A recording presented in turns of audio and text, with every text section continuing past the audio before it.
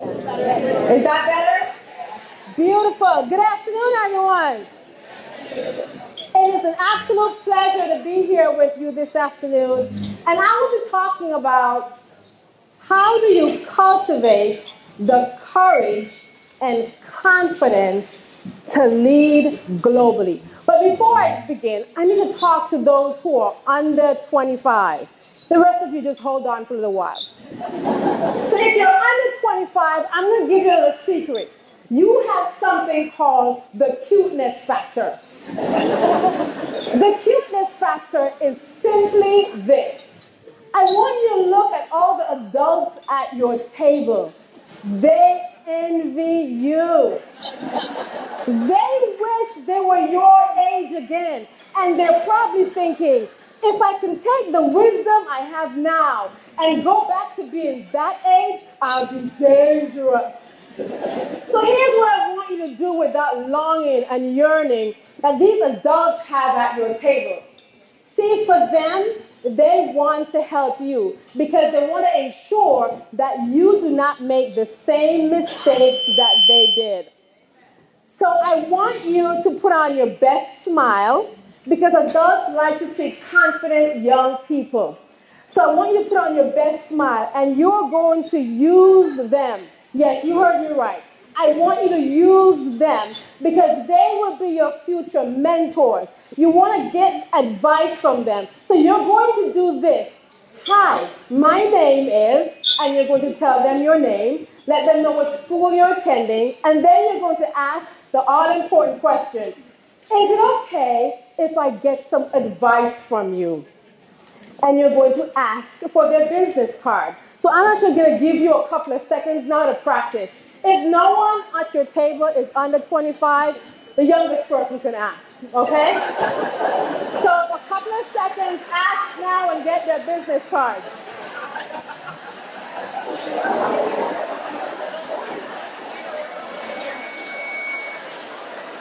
Yes. Excellent.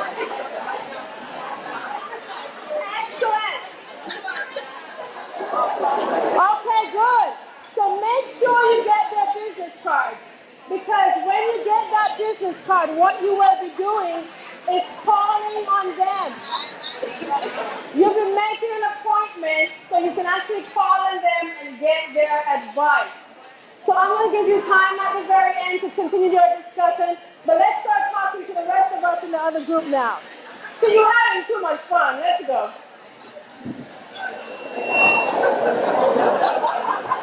All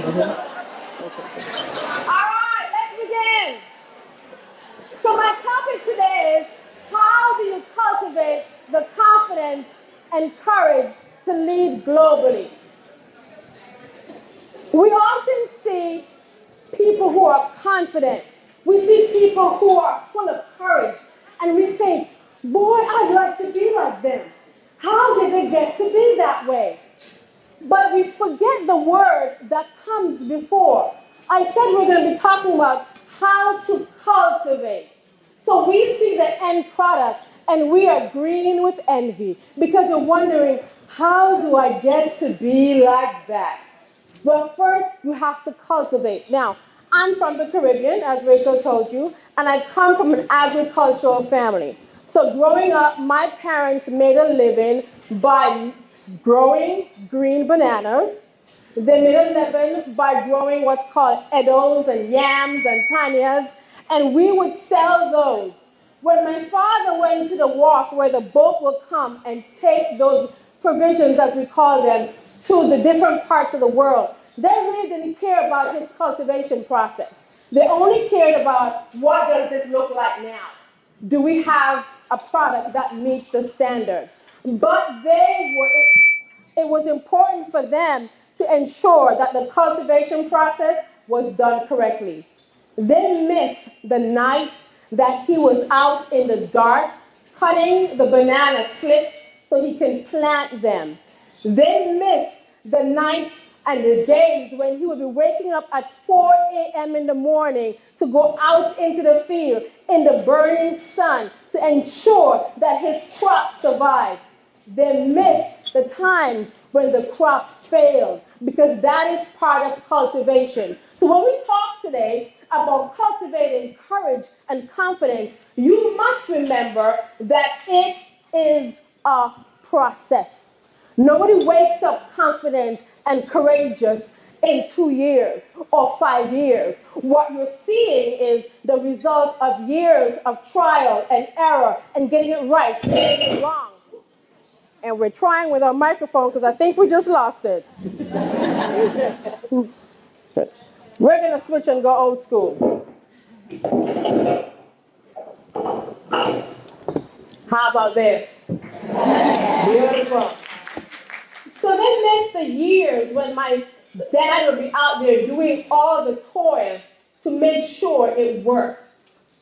So when you see someone who's courageous and confident, don't wish to be like them. Ask the process. So I'm going to share with you a couple of tips that I would like for you to take away with you today.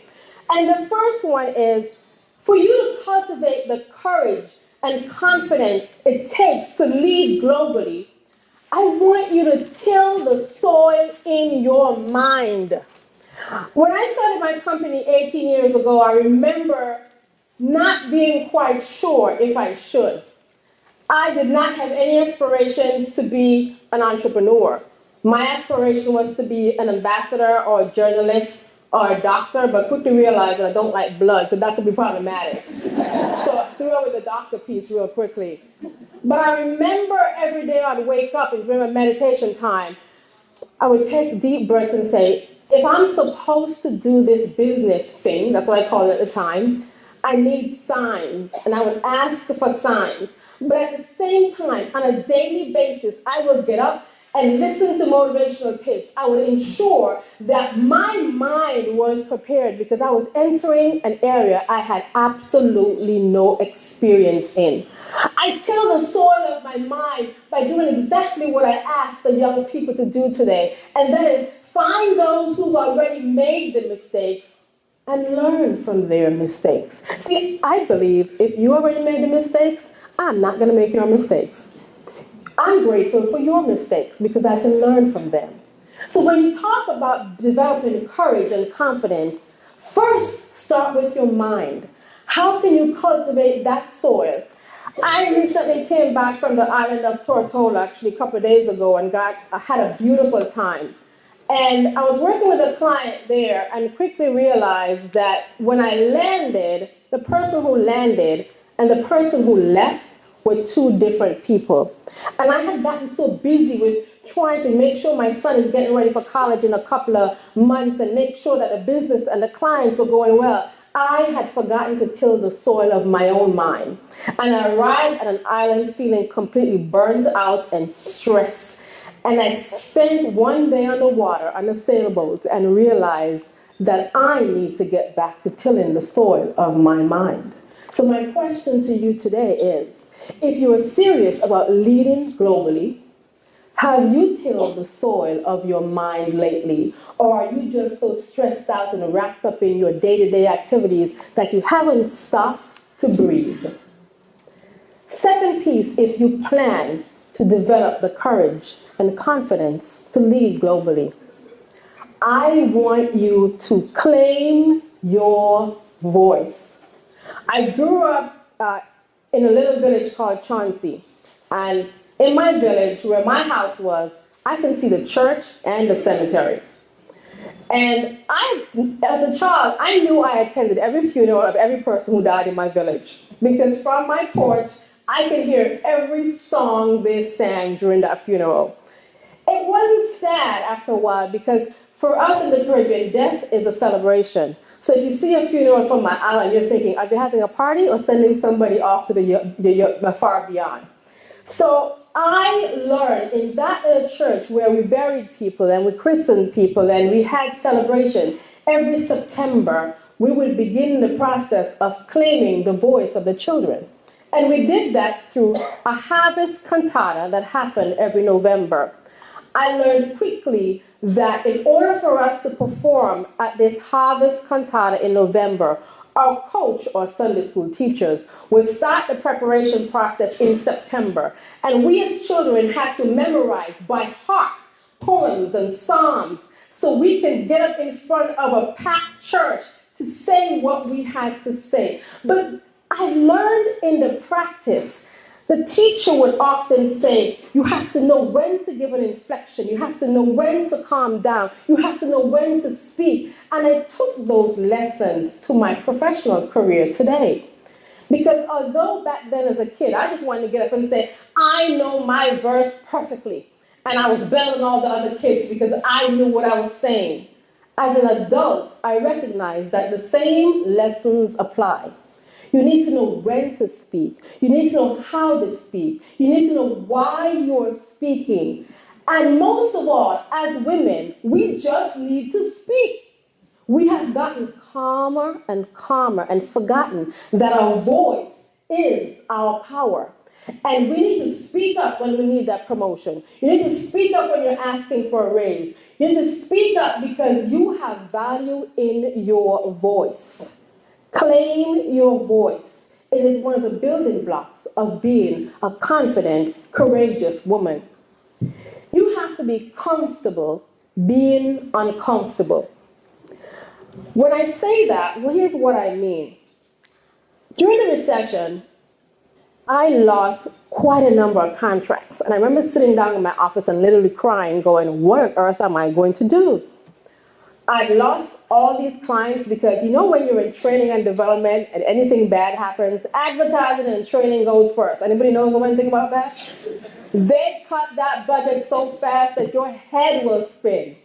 So a number of clients say, Karen, we're really sorry, we can't make this happen. And I had to figure out, what am I going to do? And I remember the definition of insanity was doing the same thing over and over again and expecting a different result. And I decided I'm going to network differently. So I was in Boston visiting my parents, took out to see what kind of networking events were happening, and I saw a Chinese professional women's conference happening. And I said, I'm going to go. In case you didn't notice, there's not a Chinese bone in my body. But I knew walking into that place, nobody was going to question that. I felt uncomfortable the minute I hit the door because I looked around and realized it really was a Chinese professional women's conference. There was nobody there who did not look Asian. And I had a choice to make. I could hightail out of there, or I could pretend like I belong and walk through that door as if I had some Chinese blood flowing through my veins. I pretended like I had Chinese blood flowing in my veins. But from that networking event, I met the mentor who would help me and my business survive and thrive during and after the recession. Why do I share this with you? Because you have to be comfortable being uncomfortable.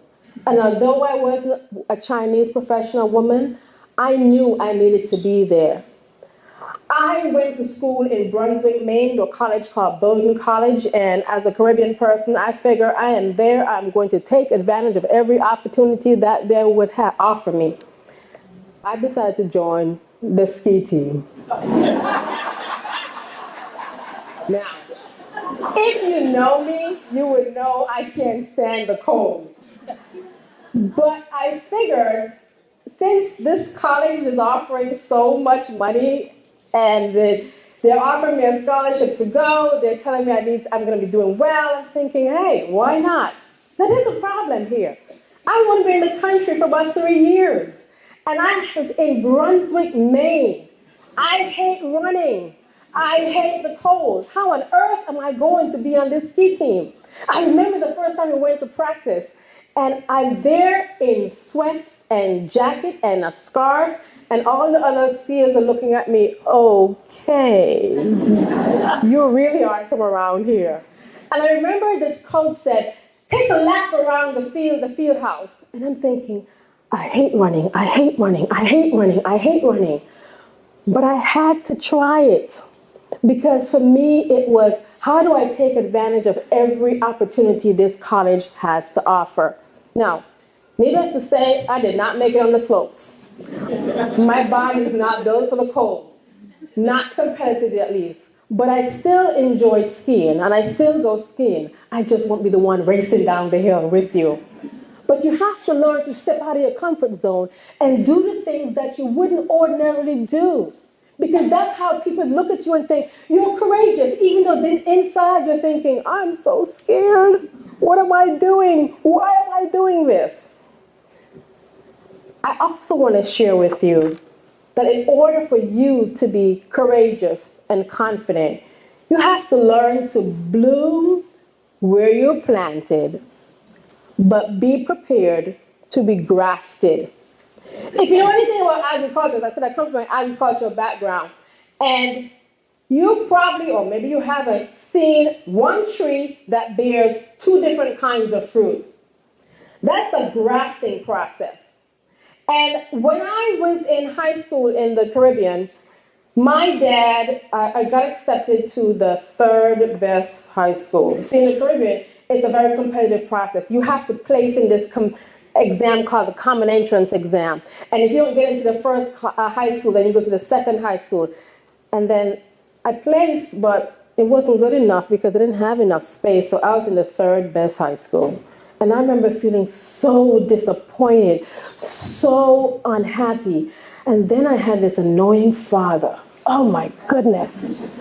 He decided that he was going to try and make this the best experience. And he thought it would have been a good thing to volunteer for every parent activity. As a teenager, do you know what torture that is? He went to everything, and he was a carpenter. So every fair, everything that needed to be built, guess who was building it? My dad. They had the school dance. Guess who was the doorman? My dad. And all he kept telling me was this, Karen, it's not where you go, it's what you do when you're there. And all I kept thinking of, I'm at the third best high school.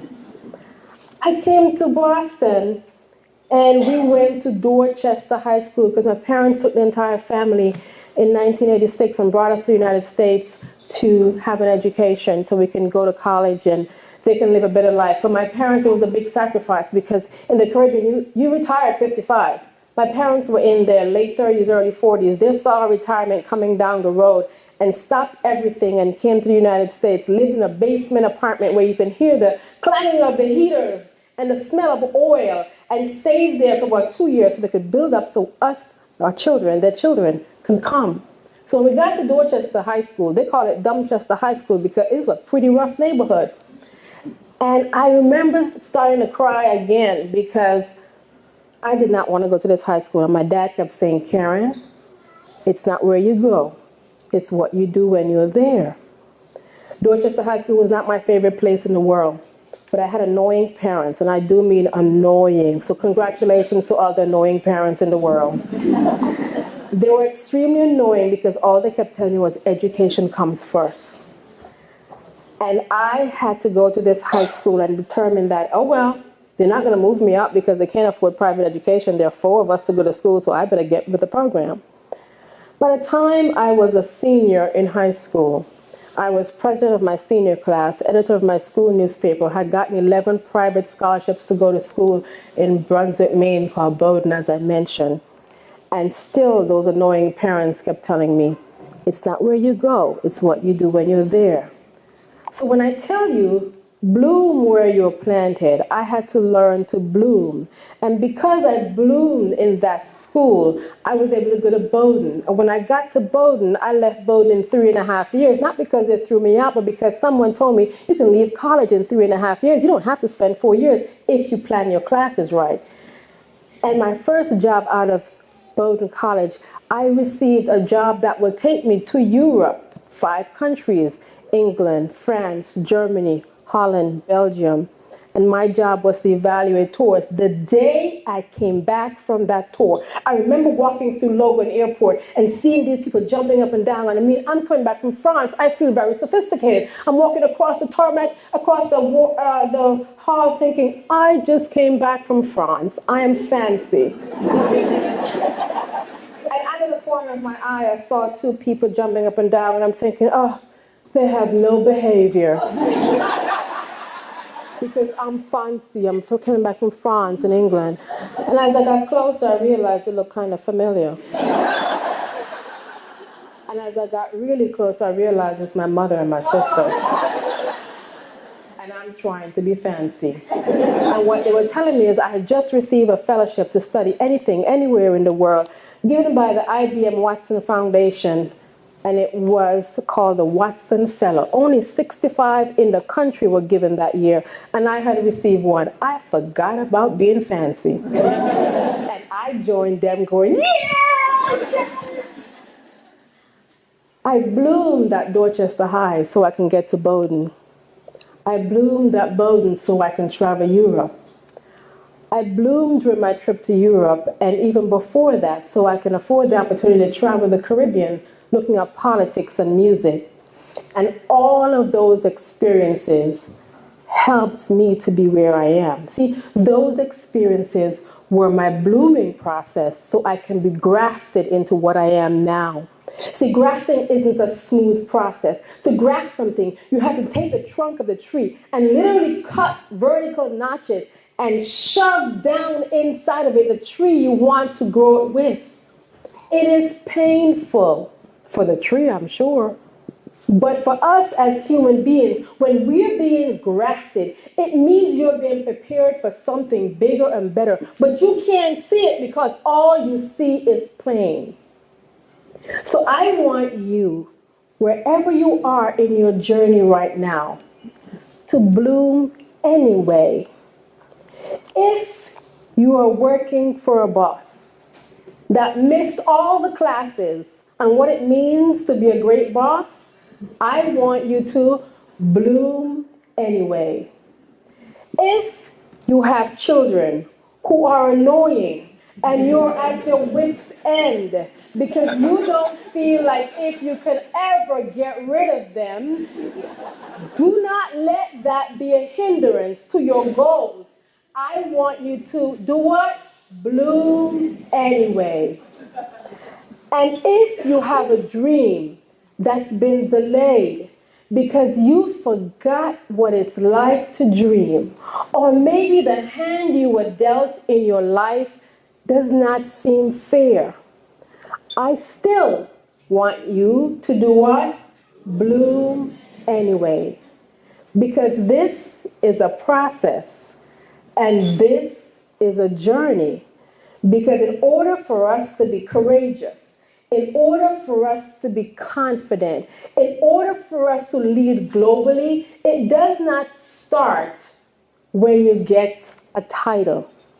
It starts now. When you don't feel confident, when nothing is going your way, when you can't find your voice and you're not quite sure where or what you should be doing, when you have forgotten how to be uncomfortable, how to be comfortable, when you've forgotten that process of, you know what, I need to learn to just be in uncomfortable positions because you've taken the safe road, and the safe road means you eat lunch with the same friends every day. You go home and watch the same television show every day. You go through the same routine on a weekend, and pretty soon you begin to sound like this because life has been sucked out of you and you're not quite sure what to do. And when somebody comes up and speaks to you, you muster up the nicest smile you can find, but we know it's all fake, and you say, I am fine. See, America is the only place where they ask you how you're doing and they answer the question for you at the same time. Hi, how you doing? Fine, okay, right, bye. Wait, do you really want to know how I'm doing, or are you just asking the question because it's become a greeting? I want you to take a step back. And when you ask someone, how are you doing? Listen, because your ears might be the seed that they need for that day for them to feel confident. Just you stopping and listening. How do you develop the confidence and the courage to lead globally? You need to cultivate you. You need to believe in you again. You need to know that wherever you are in this world at this time, be thankful, even for the mistakes and the heartaches and the things that have driven you up the wall. Be thankful, because in that process of being thankful, you will see the lessons that you needed to learn, that I hope you've learned. And if you haven't learned them, life has a funny way of repeating them for you. It's like a do-over test. Oh, didn't get the first time, do-over, get it done. But this day, as you leave, I want you to make a commitment to yourself. On your tables, if it's under the dessert table, find it, are the points that I've gone over. And before you leave here today, I want you to find one person that you're going to commit to being your accountability partner. And whatever you got from the time that you spent here today, I want you to commit to doing one thing differently. Don't look at all 4 points, because you're not going to remember them and you're going to throw the paper out in about 20 minutes. But commit mentally to doing one thing differently. Not because I asked you, but because you are going to believe in yourself again starting today. So as I close, I'd like to tell you this. It is time for you to bloom. It is time for you to step out and be the woman or man that you were born to be. And know that the process of cultivation will not be easy. It will be painful. But like I said, get over it and keep moving. Because life is not going to feel sorry for you. So cultivate the confidence and courage you need to lead globally, and know that by leading globally, it starts with you now. I thank you very much for your time.